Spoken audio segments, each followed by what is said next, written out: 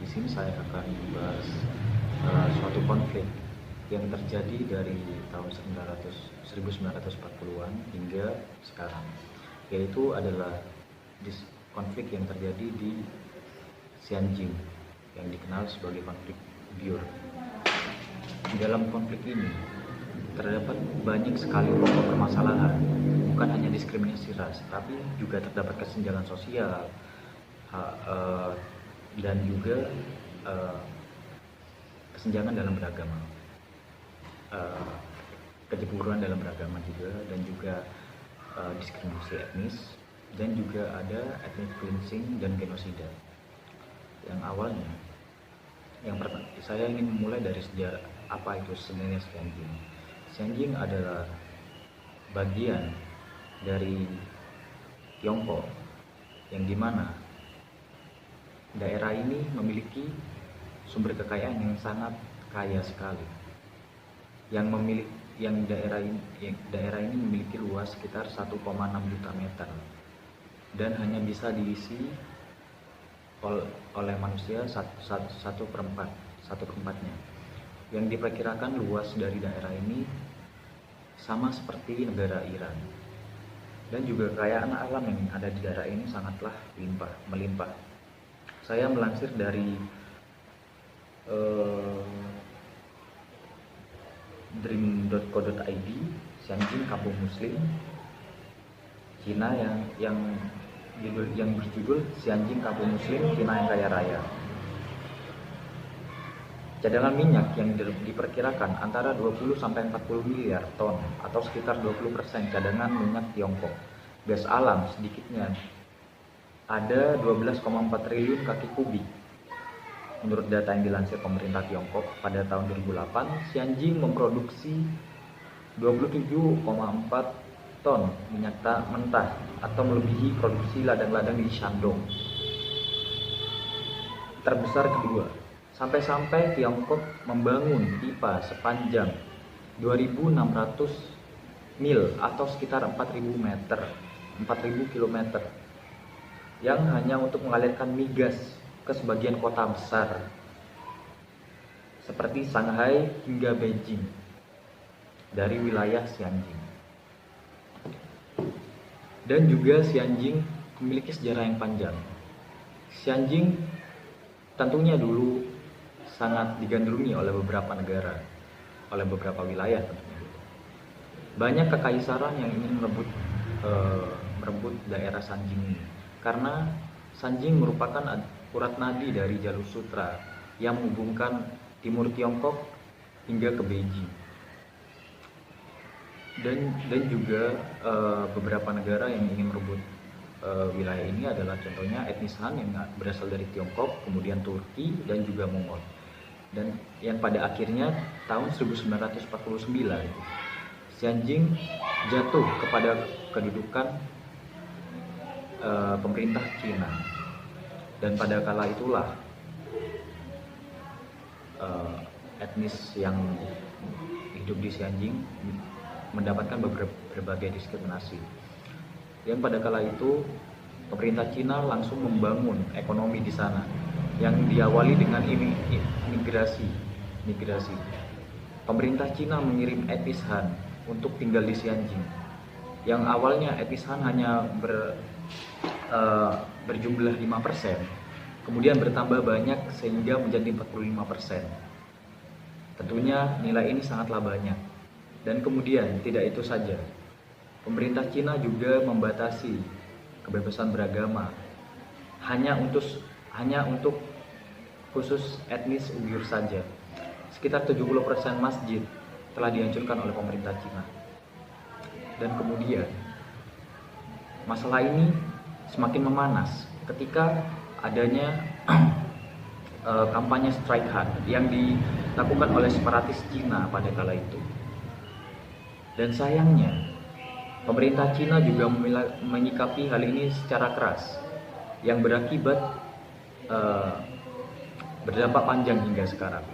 Yang awalnya kasus ini hanya merupakan interstate atau yang dikenal sebagai kasus yang ada di dalam negeri, kemudian berkembang lagi hingga kasus ini menjadi extra state, yang dimana organisasi-organisasi luar negeri dan juga negara-negara lain ikut berandil dalam menyelesaikan kasus ini. Namun organisasi dan negara lain tidak memiliki kuasa atas Xinjiang. Yang memiliki kuasa hanyalah Cina. Lalu kenapa Cina tidak melepaskan Xinjiang saja? Karena politik yang dilakukan oleh Cina itu adalah politik monokultural. Salah satu alasannya yang terbesar adalah Cina hanya menginginkan kekayaan alam yang berada di Xinjiang.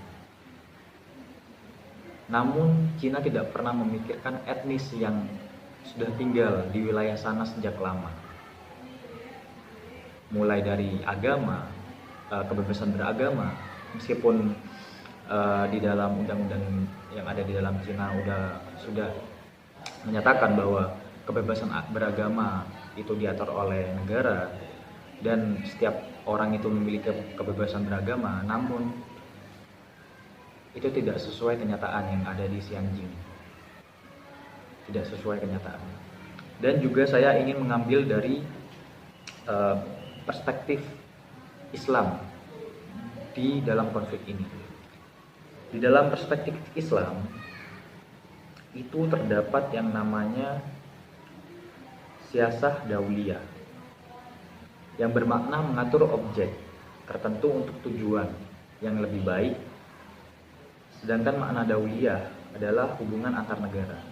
Jika siasah itu adalah objek untuk mengatur ketujuan yang lebih baik, dauliyah adalah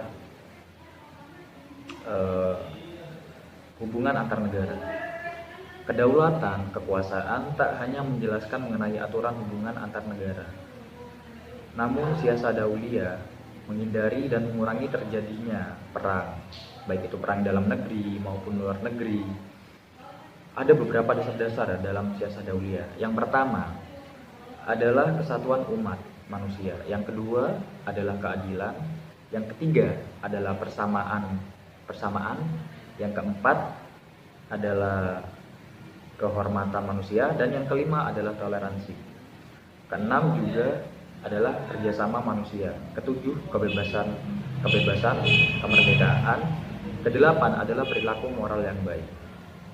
Berdasarkan atas dasar dauliyah ini, dasar siasah dauliyah, yang pertama yakni kesatuan umat manusia, yang dimana manusia adalah kesatuan dan memiliki hubungan yang erat, yang dimana manusia adalah makhluk sosial yang membutuhkan satu sama lain, yang dibutuhkan yang namanya persatuan di dalamnya. Dan yang kemudian adalah asas kedua, yaitu adalah keadilan. Hidup berdamping-dampingan dengan damai akan terlaksana apabila didasarkan kepada keadilan yang baik. Yang kemudian ketiga adalah kesamaan. Di sini bisa diartikan sebagai kesamaan di depan hukum, persamaan hak, persamaan ras, persamaan hak beragama, persamaan hak untuk hidup. Dan yang kelima adalah toleransi. Salah satu cara untuk menjaga perdamaian agar kehidupan berlangsung damai adalah toleransi, menghargai perbedaan, menghargai agama yang berbeda. Kebijakan Cina yang memaksa etnis Uighur serta etnis minoritas lainnya untuk mengadopsi budaya dan bahasa etnis Han agar mendapatkan pengakuan merupakan tindakan yang tidak dapat dibenarkan. Tindakan tersebut merupakan tindakan yang tidak toleran, karena asas toleransi manusia untuk menghargai terhadap perbedaan diberlakukan sebab semuanya memiliki ketergantungan antara individu maupun antar negara. Setiap manusia tidak akan bisa hidup sendiri karena manusia adalah makhluk yang pada dasarnya manusia adalah makhluk sosial yang saling membutuhkan satu sama lain. Kira-kira jika saya mengambil kesimpulan dari kasus Uighur ini, menurut saya, dari segi pandang saya, masalahnya cuma satu, yaitu pemerintah Cina terlalu memaksakan hal yang berbeda yang ingin diseragamkan. Seperti yang kita ketahui,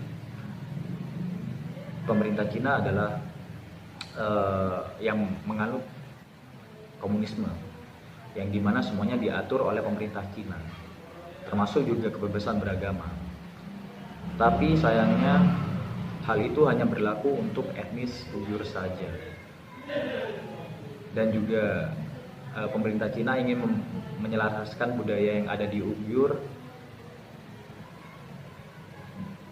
budaya yang ada di Cina diserahkan ke Uighur, dan itu menurut saya tidak akan pernah berhasil karena seperti yang kita ketahui, etnis Uighur telah hidup sejak sangat lama sekali dan memiliki sejarah yang panjang, yang artinya berbagai macam budaya akan sudah tumbuh pada kala itu. Mungkin sekian dari saya, kurang lebihnya mohon maaf. Assalamualaikum warahmatullahi wabarakatuh.